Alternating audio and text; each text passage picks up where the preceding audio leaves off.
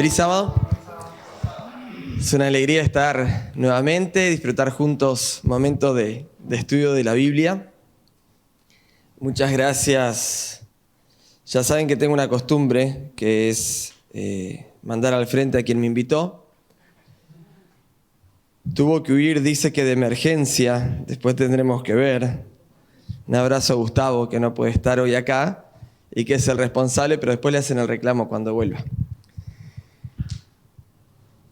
Vamos con el tema para hoy. Y ahí está. Dije, vamos con el tema y largó el reloj. Es importante. Ahí está. Bien clarito y contundente. Muy bien, vamos con la presentación. No, me largan la presentación y después el reloj, muchachos. Estamos haciendo todo al revés. Mira qué piola. Muy bien, el tema para hoy se titula Destetados. Y, dijo uno, ¿con qué se viene? Y tiene que ver con una invitación que nos hace la palabra de Dios a ir creciendo en nuestra alimentación espiritual y empezar a agarrar lo sólido, ¿sí? Porque a veces nos cuesta un poquitito algunos procesos de crecimiento. Y creo que está bueno que nos planteemos en esta mañana el deseo de Dios de experimentar crecimiento, ¿sí? Lo vamos a ver a través de la Biblia. Tenemos ahí un temita de configuración con la pantalla, no importa, aunque sea para ilustrar nos va a servir igual. ¿Cuántos son padres acá? Ok. Bueno, muy bien. Las generaciones más jóvenes se están negando, me parece, ¿no? Estamos superpoblados, dice, ya estamos. ¿Para qué? Ya somos muchos. Los padres recordarán, entre esos, viste que hay hitos que por lo general se dan más con el primero, como que de lo que pasó lo mismo con el segundo ya no nos acordamos tanto. Estoy haciendo un lío bárbaro con la cámara, ¿no? Sí, pues estoy acá, ¿no importa? Sí, me dice Mati. ¿Querés que me vaya para atrás? Y yo me muevo, hermano, yo dejo un surco normalmente acá y acá me limitan mucho, me hacen estar... Es extraño que en una iglesia como Olivos uno se sienta limitado. Es una cosa rara acá para el perfil de la iglesia, que nos encasillen. ¿Cómo puede ser, muchachos? Eso es anti-Olivos. Encasillar a la gente, no importa, voy a tratar. Con los segundos nos cuesta un poquito más, pero hay cosas que pasan con los primeros que nos quedan grabadas a fuego, por lo general porque metemos la pata. Con los segundos creemos que sabemos, pero en realidad vienen totalmente distintos, así que también metemos la pata, pero de alguna manera ya nos asumimos. Vimos que metimos la pata con el primero y sobrevivieron, entonces ya no nos preocupa tanto meter la pata con el segundo. Con el primero pasa una serie de cosas en el aprendizaje. Y recuerdo una situación con Abby, que está ahí, era más chiquita, en esa foto ya está más grande, que es cuando intentamos darle de comer sólido. Claro, vos como padre primerizo estás atento a todo signo, toda cuestión que manifiesten, y entonces a nosotros nos parecía que Abby a los 2 meses ya quería comer con nosotros. Y entonces, y porque mira con ganas, así que le preguntamos al pediatra, ¿no? Pero ya a los 6 meses empiezan a comer sólido. No, pero... para nosotros ya tiene ganas. Mira cómo nos mira la comida y quiere tirar las manitos y todo tira la manito para agarrar. La comida, el juguete, el todo. O sea, si fuera por eso quieren comer de todo, pero a vos como papá te parece que ya quiere. Sumale a eso la mirada que solemos tener los padres, bastante insoportable para todo el resto de la gente, de nuestros chicos siempre son precoces. ¿Bien? No, es que es muy avanzado para su edad. Sí, todo más o menos parecido. Hay una raza peor igual, que están acá presentes, que son los abuelos. No, porque eso dice, pero mi nieto de verdad es precoz. Y así nos ponemos insoportables, los padres y los abuelos peor. Así que estábamos con esa cuestión y decidimos, con el permiso del pediatra, ya empezar a darle algún purecito y alguna cosa sólida.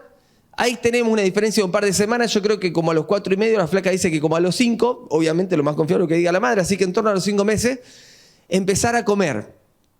Y como uno cree que la tiene clara, teníamos toda la estrategia, ¿no? Y dijimos, vamos a esperar a un momento que tenga hambre. Entonces, en esa necesidad, en esa ansiedad de comer, le va a agarrar la mano más rápido. Vamos a ir con algo dulce. Hicimos un puré de zanahoria o alguna cosita por el estilo. Entonces dulce le va a ser más agradable. A mí me da un puré de zanahoria y no me es más agradable. ¿Querés dulce? Dame un dulce de leche, no me da un puré de zanahoria. Pero pensamos que los chicos van a ir con el puré de zanahoria. Así que un día estábamos listos. Teníamos el puré, Abby con un hambre que se quería morfar todo. Y entonces marchamos con la cucharita. La calentura que se pegó esa enana. La bronca que tenía porque no le enganchaba la mano y estaba muerta de hambre. Y no había caso. Y más engranaba y peor era. Así que al final obviamente terminamos dándole leche. Ella tomaba y entendimos que mejor cuando tuviera ganas de comer, pero tampoco estuviera tan muerta de hambre, para que pudiera encarar el proceso con un poquito más de paciencia. Esa me quedó acá. Y la verdad es que no solamente con los chicos, sino que con los grandes, a veces este paso de la leche a lo sólido no nos es sencillo. A veces nos cuesta un poquito de trabajo. Y la Biblia tiene algunos mensajes que tienen que ver justamente con aprender a pasar al alimento sólido. Y la verdad es que si queremos crecer, no sé si alguno de ustedes en este momento vive a leche. ¿No? Leche con tenedor y cuchillo. Ya no vivimos a leche. De hecho, nuestro cuerpo tiene otros requerimientos que ya con la leche sola no serían satisfechos. Así que entendemos que si queremos experimentar crecimiento, necesitamos pasar a alimento sólido. Y la Biblia también habla de esto. Y la Biblia también plantea la invitación de que empecemos a alimentarnos de sólido. Para eso vamos a definir primero qué es la leche. ¿Está bien? Primera carta de Pedro, ahí estamos, capítulo... Muy bien, muchachos, están con todas las pilas. Primera carta de Pedro, capítulo 1. Vamos a usar bastante la Biblia en este rato. Vamos a ver lo que dice allí el apóstol Pedro sobre este tema de la alimentación. Primera carta de Pedro, capítulo 1, vamos a leer desde el versículo 22 y vamos a seguir un poquitito más hasta el siguiente. Dice allí el apóstol Pedro, primera de Pedro 1, 22 en adelante. Al obedecer a la verdad, mediante el Espíritu, habéis purificado vuestras almas para el amor fraternal no fingido. Amaos unos a otros entrañablemente de corazón puro, pues habéis renacido, no de simiente corruptible, sino de incorruptible, por la palabra de Dios que vive y permanece para siempre. Y esta es la palabra que por el Evangelio os ha sido anunciada, ¿no? La palabra que permanece para siempre. Sigue diciendo capítulo 2, versículo 1, desechad pues toda malicia, todo engaño, hipocresía, envidias, maledicencia, y desead como niños recién nacidos la leche espiritual no adulterada, para que por ella crezcáis para salvación, ya que habéis gustado la bondad del Señor. Básicamente está diciendo el apóstol Pedro acá, ustedes que nacieron de nuevo, que son bebés espirituales, se ve que le está escribiendo a personas que recién estaban comenzando su camino en la fe, hay ciertas cosas que tienen que estar claritas a esta altura. Ustedes van a descartar, vamos a hacer otra versión, maldad, engaño, hipocresía, envidias, calumnia, y deseen esa leche espiritual que puede ayudarlos a crecer en su salvación. ¿Está bien? Este amor sincero, dice un poquito antes, ¿no? Amor sincero por los hermanos, ámense de todo corazón unos a otros. Esto tendría que estar en lo básico. Esto es leche espiritual. ¿Está bien? Habla básicamente del amor que se manifiesta de distintas formas en nuestro vínculo unos con otros. No hay maldad, no hay engaño, no hay hipocresía, no nos envidiamos, no andamos hablando barbaridad del otro. Eso es básico. Así que estamos tranquilos porque todo eso ya está. ¿No es cierto? Ya lo tenemos, 10 puntos. Esto es leche. O sea, esto es el ABC del comienzo de la vida cristiana. Así que vamos fenómeno con esto, porque nosotros acá, por lo que veo, ya la gran mayoría tenemos mucho tiempo acá en la iglesia. Así que me alegra que estemos ya hechos con eso.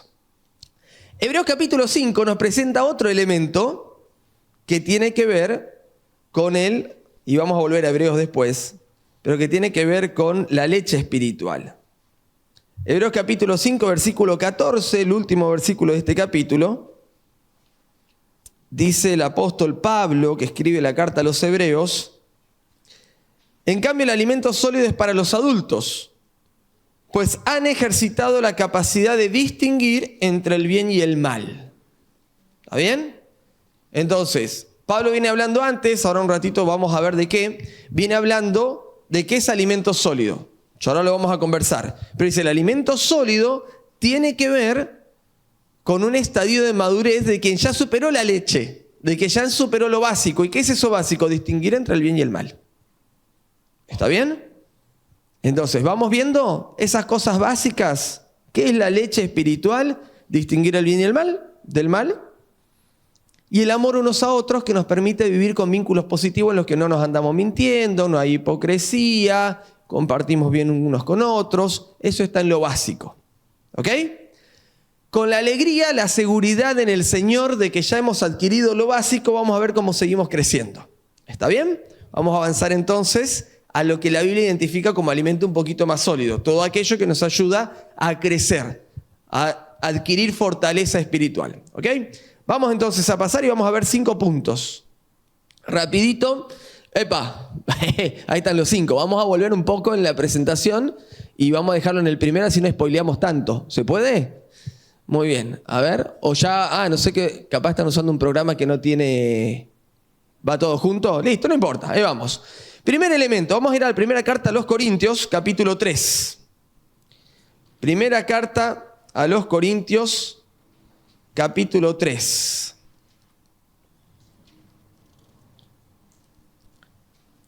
Comienza diciendo el apóstol Pablo en esta primera carta a los Corintios, capítulo 3, lo siguiente.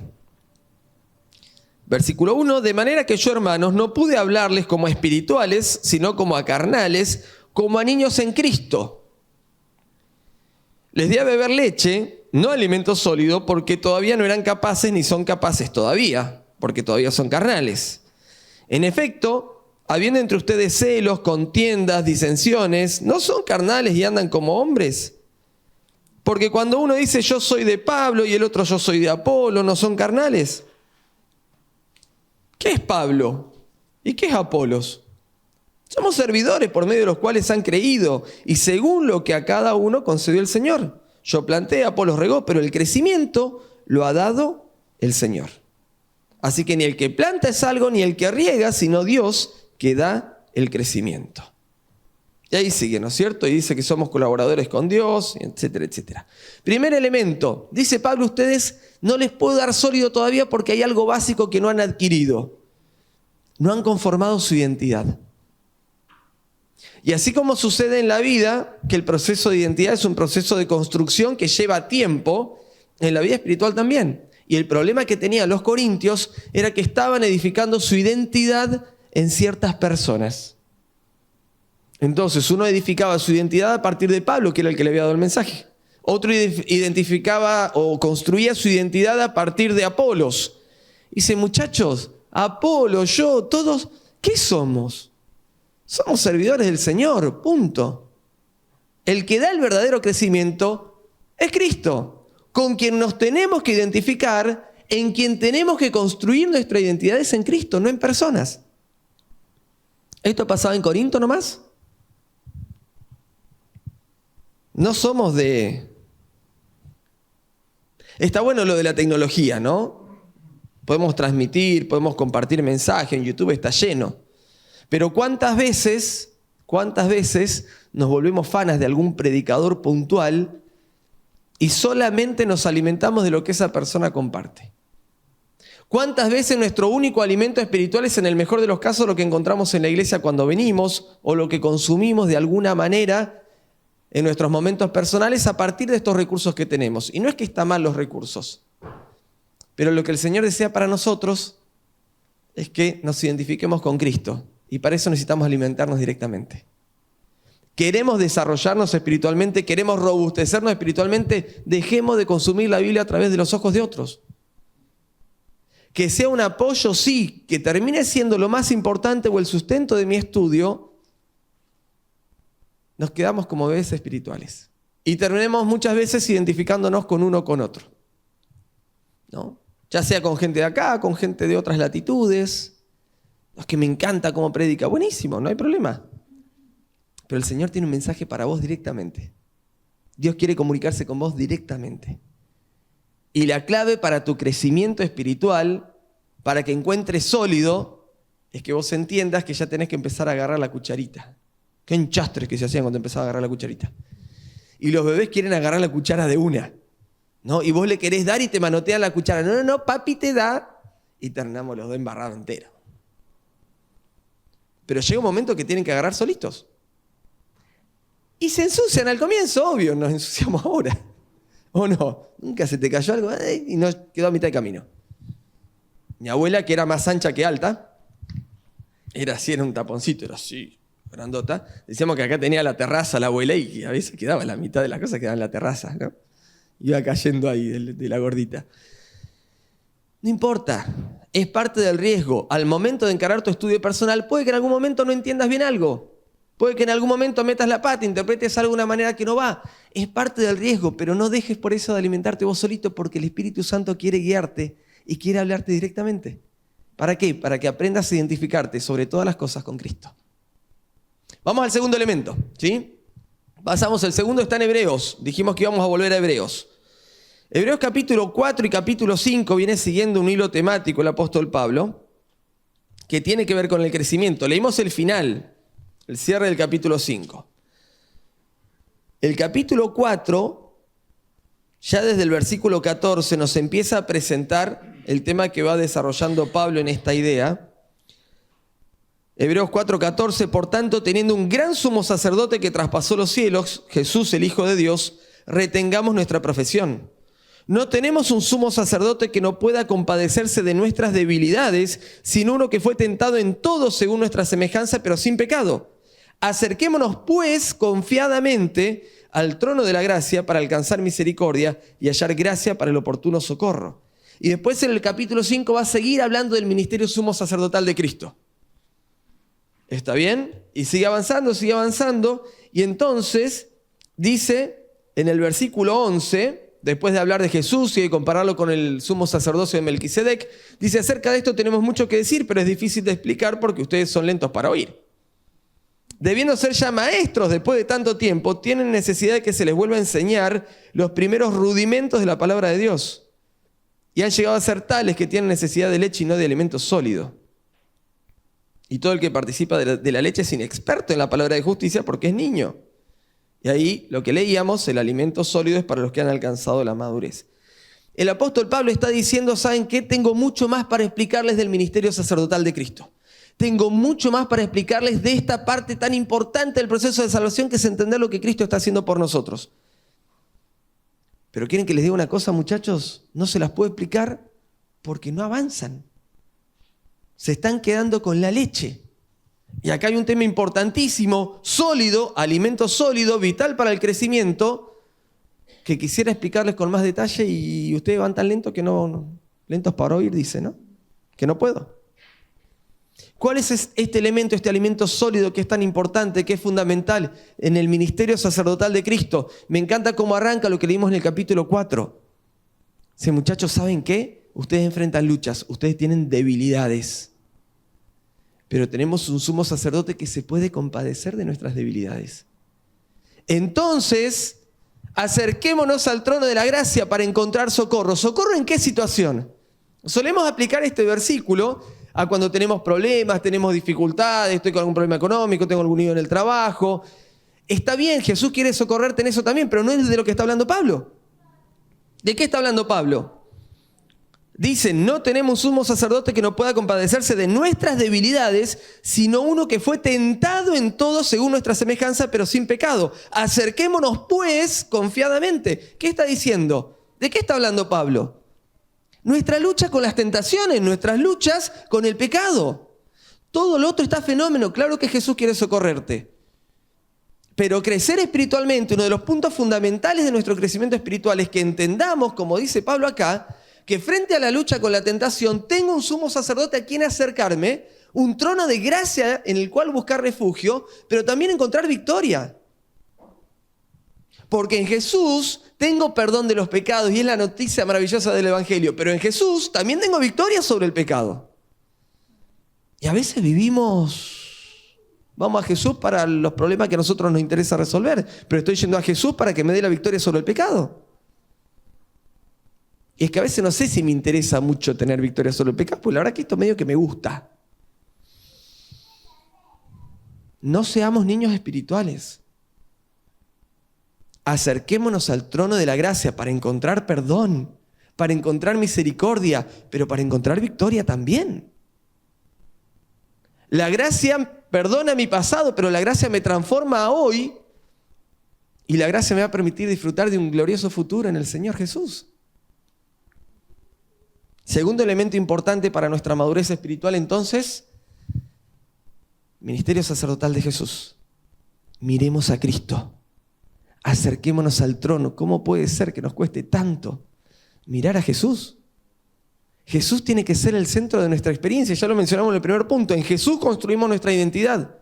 En Jesús encontramos gracia, en Jesús encontramos perdón, en Jesús encontramos victoria. Y necesitamos familiarizarnos más con el ministerio de Cristo para entender el increíble mundo de posibilidades que se abre para nosotros al tener a Jesús como nuestro hermano mayor.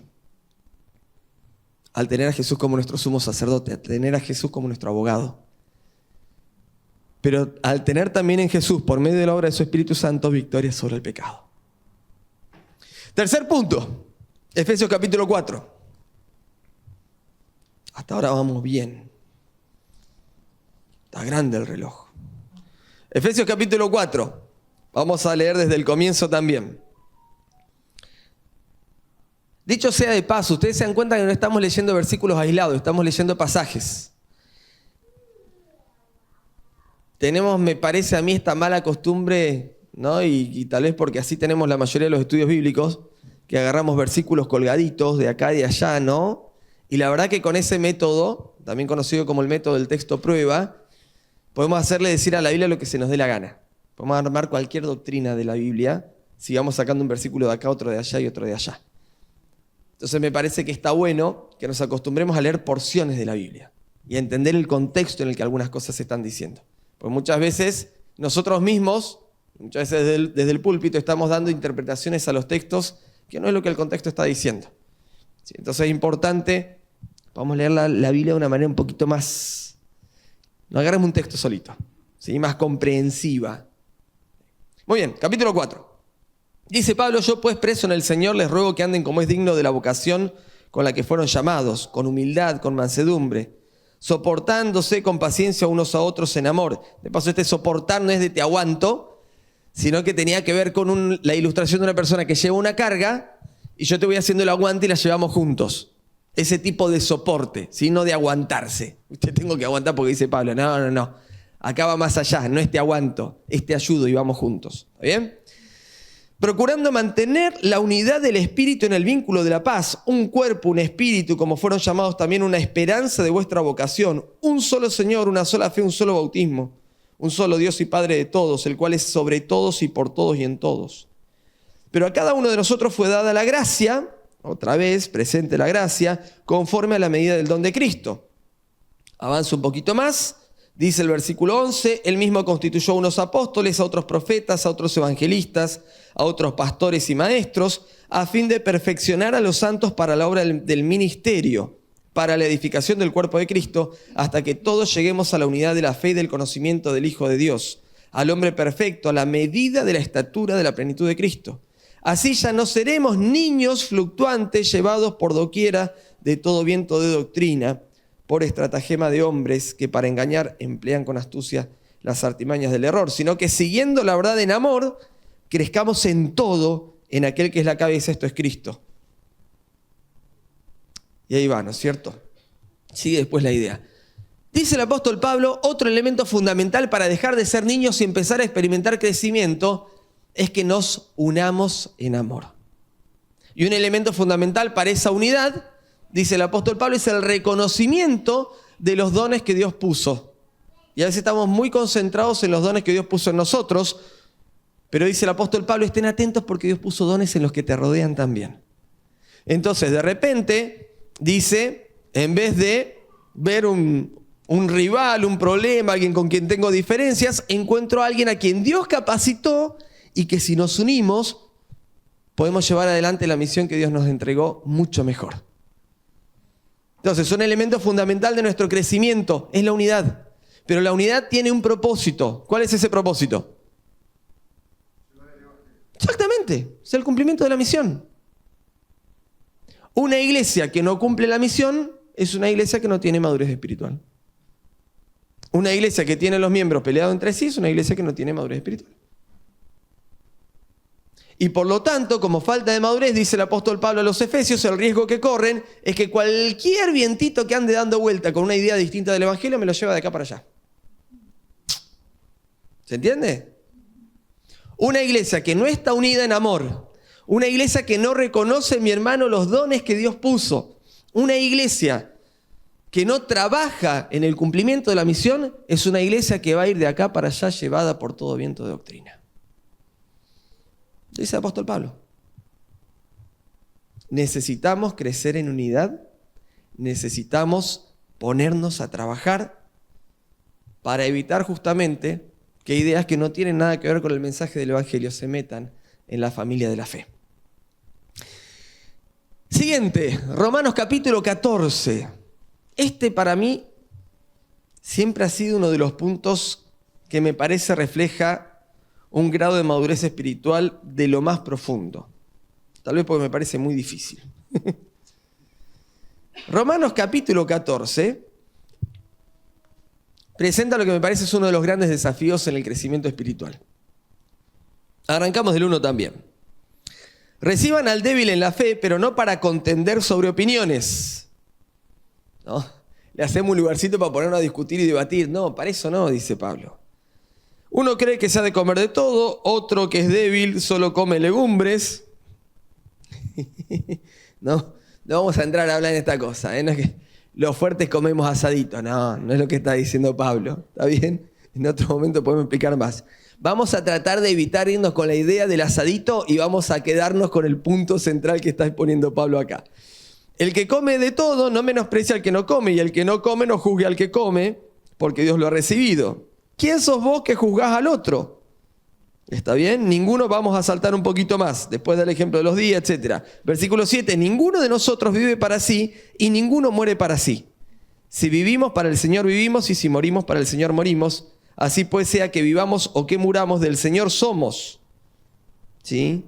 Sigue un poquito más, invitándonos a no juzgarnos unos a otros, ¿no es cierto? Y entonces dice versículo 13, así que ya no nos juzguemos más los unos a los otros, sino más bien decidan no poner tropiezo u ocasión de caer al hermano. Yo sé y confío en el Señor Jesús que nada es impuro en sí mismo, pero para el que piensa que algo es impuro, para él lo es. Pero si por causa de la comida tu hermano es entristecido, ya no andas conforme al amor. No hagas que por causa de tu comida se pierda aquel por quien Cristo murió. Entonces, ¿cuál es el tema acá? Che, ¿te gusta el asadito? Ya que estamos en el ejemplo. Y aprovecho ahora, porque si esto fuera de si tenemos el sermón en el segundo servicio, estamos en el horno. Pero como el primero, recién desayunamos, se puede. No hay drama, no empiezan a salivar así a lo loco. Es el apóstol Pablo, dice, a ver, ¿a vos te gusta el asadito? Y para vos está bien comer el asadito y te parece que Dios no condena el asadito porque mirás después del diluvio y decís, che, este animal se puede comer y está dentro del Levítico 11, fenómeno. Pero si el que tenés al lado le genera algún inconveniente en su fe porque está en una etapa de madurez distinta, porque es más frágil, porque entiende que la alimentación va por otro lado, no comas asadito con él. No comas asadito enfrente. ¿Qué te molesta? ¿Se entiende? Jesús estuvo dispuesto a dar su vida por esa persona. ¿Vos te das cuenta lo que implicó para Jesús? Dejó allá, dice Filipenses 2, vino acá, se hizo uno de nosotros, vivió entre nosotros, laburando 30 años, cumpliendo con todo, con mosquitos, con calor, con incomodidad, no tenían aire acondicionado, olvídate, con la tierra, ni zapatillas, las sandalias se llenaban de mugre. Después de eso se hizo obediente, dice, se hizo siervo, y se hizo obediente hasta la muerte y muerte de cruz. ¿Te das cuenta lo que hizo Jesús por ese? ¿Y vos no estás dispuesto a dejar de comer el asadito enfrente? ¿Se entiende? Necesitamos encontrar el equilibrio porque yo entiendo que no es que vamos a vivir para el qué dirán. No podemos vivir pendiente de todo el tiempo, perseguidos porque, quién sabe, yo entiendo.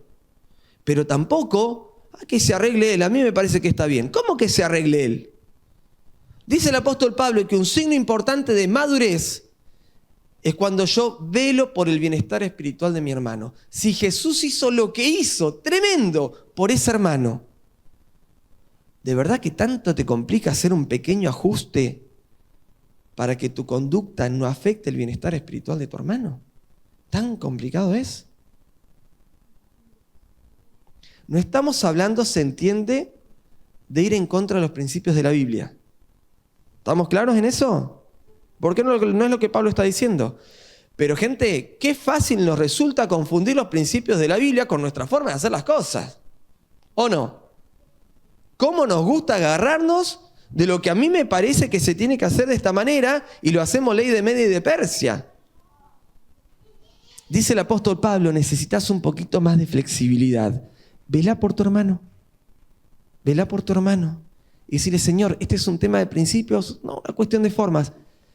Voy a ceder por el bienestar espiritual de mi hermano. No tendríamos mucha más unidad en misión si estuviéramos dispuestos a velar un poquito más unos por otros. Pero claro, terminamos todos peleando entre nosotros. ¿Y qué hacemos? Y vamos a hacer una reunión por acá y otra reunión por allá, y esto lo hacemos de esta manera, esto lo hacemos de esta otra, porque no nos podemos poner de acuerdo ni para las cuestiones más básicas.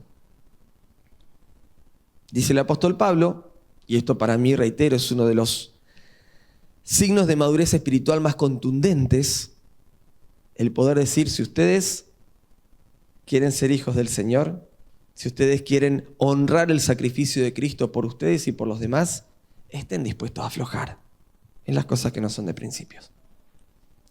No seamos tan cerrados en nuestras propias opiniones. Y se los dice alguien que es bastante cuadrado, ya me conoce. Vamos al último.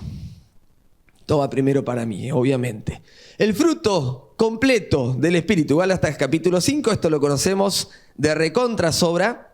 Es un pasaje que podemos decir de memoria, ¿está bien? Gálatas capítulo 5. Nos presenta el fruto del Espíritu. Y con esto vamos a ir cerrando. Una cintita acá. Muy bien.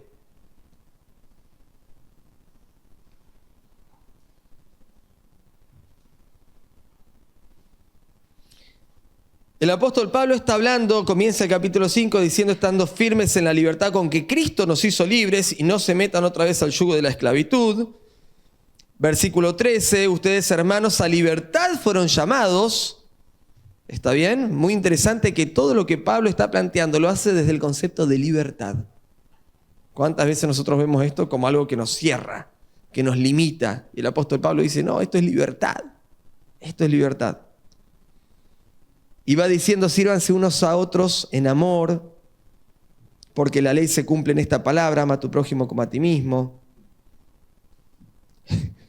Pero si se muerden y se comen unos a otros, miren que también se van a terminar destruyendo unos a otros, tremendo. Anden en el Espíritu, dice. Y ahí marca el contraste de lo que es vivir sin estar guiados por el Espíritu Santo, de acuerdo con nuestras tendencias pecaminosas, y entonces lo que es vivir en el Espíritu. El fruto del Espíritu es amor, gozo, paz, paciencia, benignidad, bondad, fe, mansedumbre, templanza. Contra tales cosas no hay ley.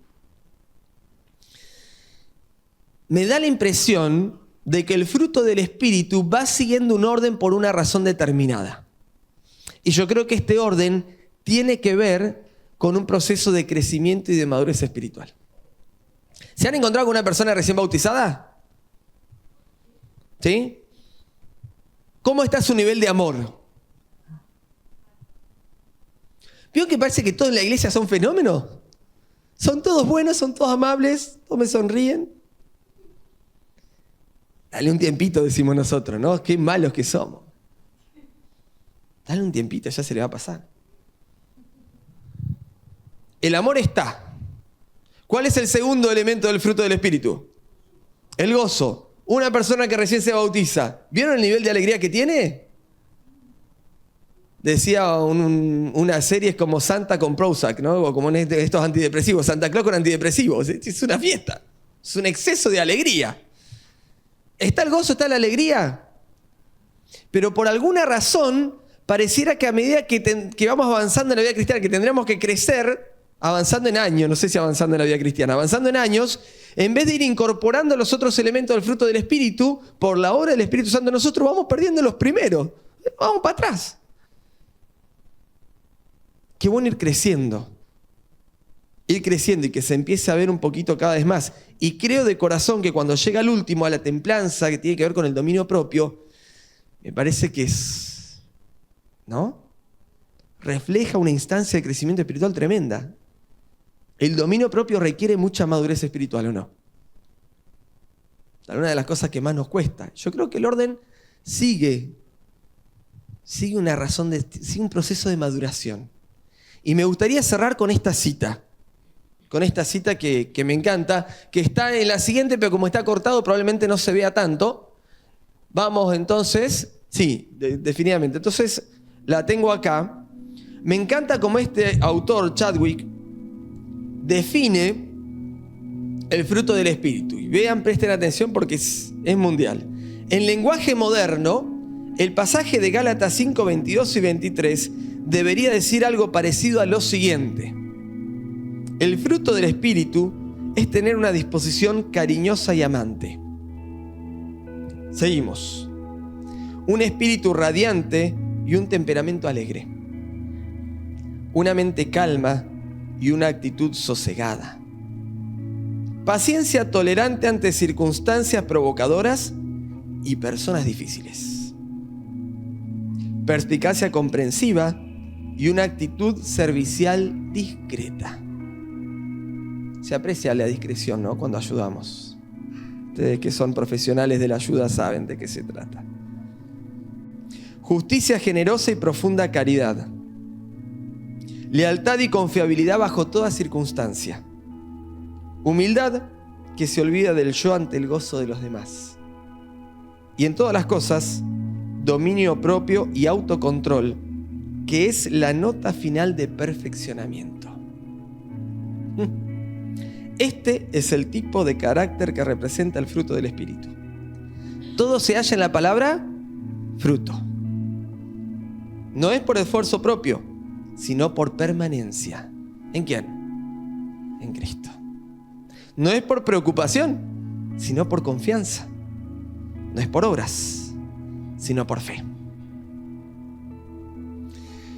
Es mi deseo que abramos nuestra mente a la obra de crecimiento maravillosa que el Espíritu de Dios quiere hacer en nosotros. Que como iglesia crezcamos en Jesús y que se pueda reflejar en nosotros de manera individual y como conjunto este fruto del Espíritu, para que la gente se encuentre con Jesús al encontrarse con cada uno de nosotros y con nosotros como comunidad. Animémonos a crecer y que el Señor nos permita tener esta experiencia maravillosa de la obra de Dios en nosotros, ayudándonos a alcanzar nuestro ideal, que es la estatura de Cristo Jesús. Amén.